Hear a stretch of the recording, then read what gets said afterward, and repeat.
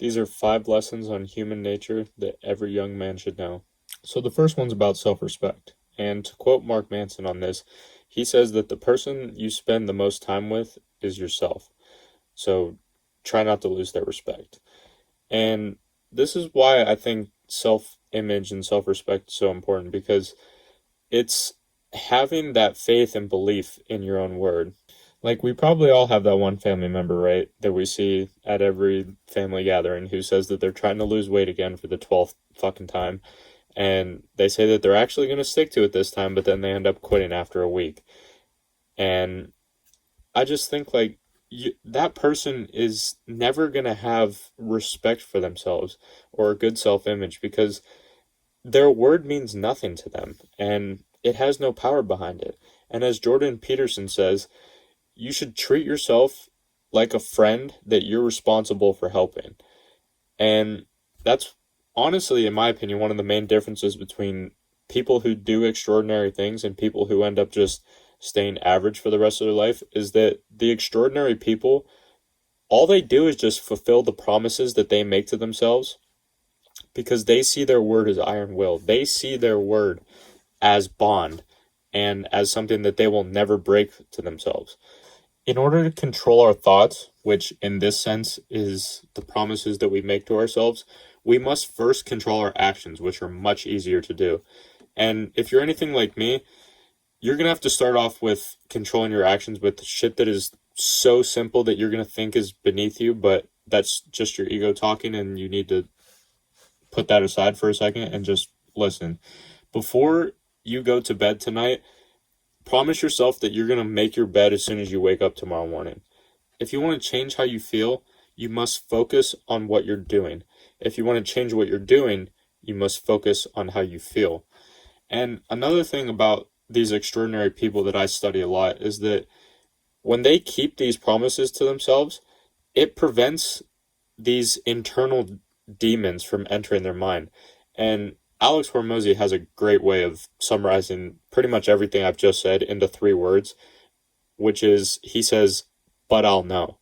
And what he means by this is that even though no one might be watching, even if you're in the gym or on the track or studying at your desk and no one's watching, if you even just cut that little corner, even if you're by yourself, even if you're all alone deep into the night working on your business and you cut that little corner, it's the fact that, but I'll know. And when the opportunity comes where you are in front of those people, those demons, those internal demons are going to come out, and they're going to remind you of all those corners that you cut, and that you're the type of person that takes the easier route when shit gets hard. And they're going to fucking expose you when you are in front of those people, when it actually matters. So the promises that we make to ourselves and the promises that we keep to ourselves are the undeniable stack of proof that we are who we say we are, as Alex Hormozy would say. And in my opinion, that governs everything that we do from that point forward.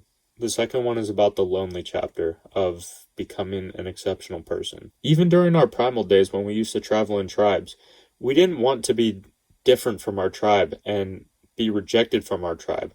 And we also didn't want to have that feeling of not being enough, like not being useful or valuable to our tribe. And this is how we feel at our core. And honestly, it's okay to feel like that.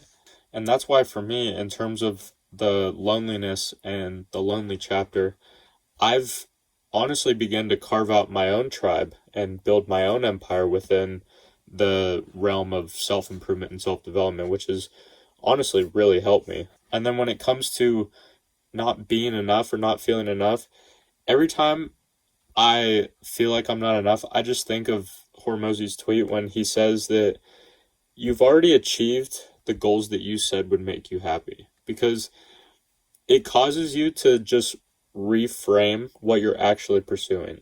And relating this to what I'm doing with YouTube and entrepreneurship, there's no fucking finish line when it comes to this. Like, the goal isn't to win YouTube or win entrepreneurship. The goal is to stay in the game. And it's the constant pursuit of every day being its own individual finish line. Because if you're too focused on the end result and the feeling that it's going to give you and the feeling that you're expecting, when it doesn't give you that expected feeling, it's inevitably going to lead to unhappiness down the road. So obviously, like when I hit like 1K subs or 10K subs and so on and so forth, though, I will celebrate those milestones because they are important. But ultimately, the goal is impact. The goal is to have an impact on young men's lives. The views and the subs are just like secondary metrics of measuring that impact. That's why I feel like I'll never burn out. That's why I can come on here and create content every single day and continue to release new videos every single day because I think a lot about this and I translate it to other areas of my life. But Simon Sinek talks about building something as if it were infinite. So in my previous video, we talked about finite and infinite games. When I approached finally making the decision of creating a YouTube channel and making content, I approached it with the frame of mind of how can I set this thing up if I were to do this for the next 100 years? And how can I design the system to be sustainable for the long term, for 50, 75, 100 years? For example, like, even if AI was to take over, what's the one thing that AI can't take away from us? It's community. It's brotherhood. It's storytelling. It's teaching lessons about life through real life experiences that are relatable to one another and ultimately aiming for the consistency of that. And I've begun to treat it this way in every aspect of my life. And whether it's how I train, how I eat, how I manage everything I do, I manage it through the lens of how can I continue playing this game for the next 50 years. The next lesson is about sweating the small stuff. We've all heard the term don't sweat the small stuff. My mom used to tell me it all the time. And it made me care less about things that I deem to be less important in my life. And looking back on it now, I think that we should sweat everything. I think that we should sweat everything in life. Like even to this day. And this is me just like thinking out loud right now, but I probably don't even realize like the magnitude of all these small little gains of little things compounding, like that compounding effect of them, whether it's positive or negative. And the fact that they're compounding pretty much invisibly in every aspect of my life every single day based on what I do. For example, when it comes to brushing my teeth, if I was to not brush my teeth today, realistically no one would notice except for maybe my girlfriend when I would go to kiss her. If I were to not brush my teeth for a week, maybe a couple other people would notice when I talk to them, maybe my parents or a couple of my friends. But realistically, like no major damage behind it. But if I was to not brush my teeth for like 2 to 3 years straight, my teeth are going to start fucking falling out. And so the question becomes, when did it happen? Like, when did it get to that point? And most of you would probably think, probably around like the 1 year mark, the 1.5 year mark, the 90-day mark, whatever your answer might be. But the real answer is it happened the first day. It happened today. It happened the time that I chose to not brush my teeth for that first day. And that's when it began to compound invisibly against me. That's an example of the negative. That's why I think that you shouldn't overlook these small things. And as a side note, both decisions are easy to make. Like, for example, it's easy to save an extra 10 to 20 bucks a week towards a vacation or whatever you want to put that money towards. It's easy to save that extra 5 to 10 bucks. But it's also easy not to and spend that money on takeout food or whatever the fuck you want to spend it on. But when it comes to bigger things like business, for example, there's not a lot of like huge leaps you can take when it comes to your business. If there were, then everybody would be doing it and it wouldn't be that big of a step because everyone else would be doing it. The real advantage in business, from what I've studied and from what I've seen from the most successful business people of our time, is that the real advantages are gained in stacking hundreds of those little tiny things and turning those into big percentage gains. And I've said it before, when it comes to something like YouTube Studio, at least for me, there's so many different metrics that you can measure in that app. One of them is going to be going up. Like, yeah, your views might be going down, but your impressions might be going up.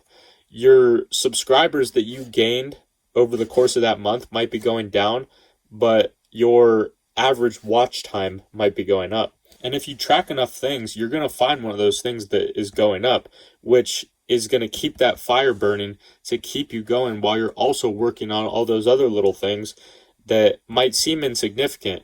Like, for example, my average watch time for the last month has gone up 7 seconds from the previous month, which might seem insignificant or invisible, but I'm telling you, it matters. These little things matter.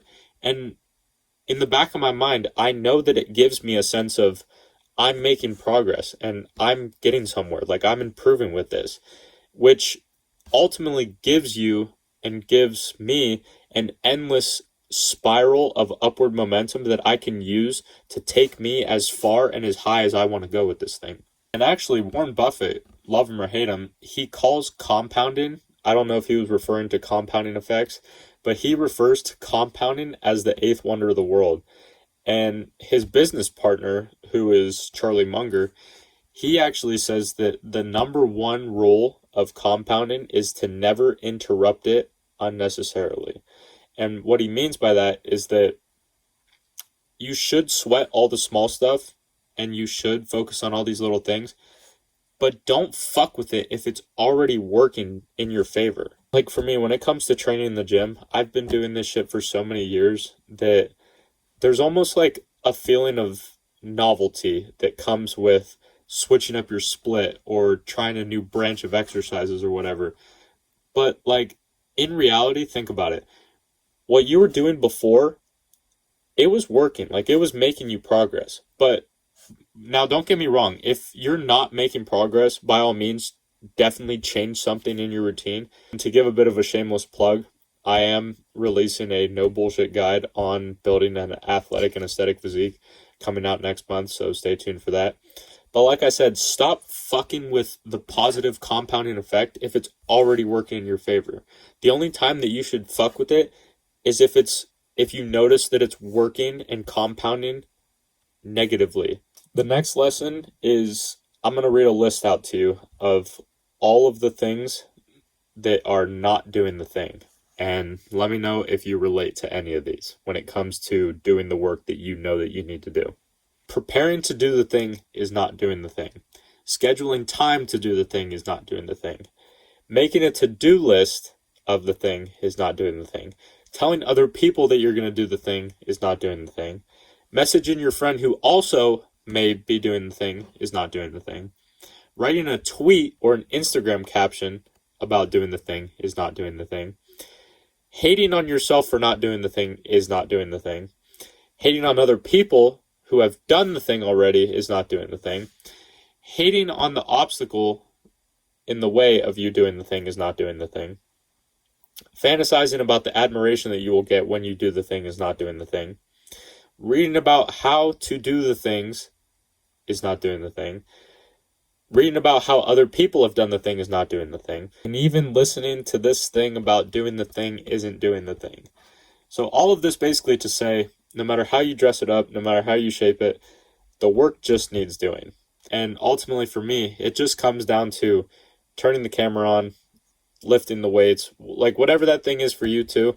Like, and something else that I found out through my research and what I've been learning lately is that us as humans, we are motivated by the avoidance of discomfort. Like, I want that to sink in for a second so you can really understand that. We, as humans, are motivated by the avoidance of discomfort. Now, if you don't know what that means, this means like, even with having something as enjoyable as having sex, for example, we're motivated by releasing the discomfort of being horny. Because let's be honest, like, being horny and having a fucking hard on is not comfortable. Another example, if I'm sitting here scripting or recording a video, if I get to a point where I can't figure out how to articulate like a certain point that I want to get across, or if I'm scripting the video and I feel like I'm not fully qualified enough to talk about a given topic, it's like almost as if I'm possessed. I'll start like picking up my phone or like looking for other shit to do that will take me away from being stuck and doing that hard thing. And that's the funny part, because some of the shit that I do to procrastinate doing the thing, like turning this fucking camera on, is so fucking hilarious. Like, I remember one time about a month ago, instead of sitting down to record, I went through every piece of clothing that I own and completely reorganized it and took out all of the pieces of clothing that had more than 25% polyester and less than 75% cotton, and I got rid of all that shit and completely revamped my entire wardrobe. Like 2 fucking hours this took me of completely dismantling my fucking wardrobe instead of just turning the fucking camera on and recording a video. So now I ask myself, and I want you to ask yourself this too, what is the psychological discomfort that I'm avoiding right now? And this is similar to what Chris Williamson, the host of the Modern Wisdom podcast, says. He says that the magic is hiding in the work that you're avoiding. And that shit is so powerful, man. So just remember this. From now on, anytime that you know that you need to do the thing and you start doing any of that shit that I listed off at the beginning of this lesson, any of that shit that's not actually doing the thing, remind yourself, the magic is hiding in the work that you're avoiding. The fifth and final lesson about human nature is that pressure is a privilege. And my principal in high school always used to say this to us, like the soccer team. He always used to say pressure is a privilege. And it became like a meme throughout the school. But looking back on it now, like, I never realized how much validity there actually was to what he was telling us. Like, he was referring to the pressure of being seen as one of the best schools in the area when it came to soccer. But realistically, this goes for anything in our lives. Like, any period of time where we've experienced growth has been under pressure. Like, think about it to your life, and I know for a fact in my life, any time that I've experienced growth and progress in my life, it's been as a result of an extreme amount of pressure that I've voluntarily put myself under. We've all heard the old adage of pressure makes diamonds, and it's the reason why so many people are weak nowadays, in my opinion, because our reality now has been created around avoiding pressure and making everything more convenient. It's avoiding having those difficult conversations. It's avoiding that difficult piece of work. It's avoiding doing the cardio session or doing the lift that you know is going to suck. And it results setting up a future for yourself that's going to be much harder than the present if you were to just do the fucking thing that was difficult to begin with. So I'll ask you now, would you want a life that never pushes you out of your comfort zone? Would you want a life that never challenges you in order for you to grow? No, right? So stop bitching that your life is full of challenging and difficult situations. Because if you can reframe those difficult situations and challenges into moments and periods of growth, then you will exceptionally benefit from it. And the reason I know that you will, not only because I've done this myself, but also because there's a TED Talk on stress and pressure. I'll link it in the description if you want to go watch it after. But to give you pretty much the short notes version of it, is what they found through their research is that stress and pressure don't actually kill us like most people say that they do. Like, they say stress kills, but it's the process of believing that stress kills is what actually changes the psychological state in your mind, where you're more likely to get those diseases as a result of thinking stress kills you. But it was found that pressure and stress is not the problem. It's the story that we tell ourselves about stress and pressure, which causes us to be unhealthy as a result of it. So the next time that you feel overwhelmed by any stresses or pressure that you're experiencing in your life, I want you to welcome it and I want you to embrace it, because those are the things that are going to mold you and shape you into the man that you eventually want to become.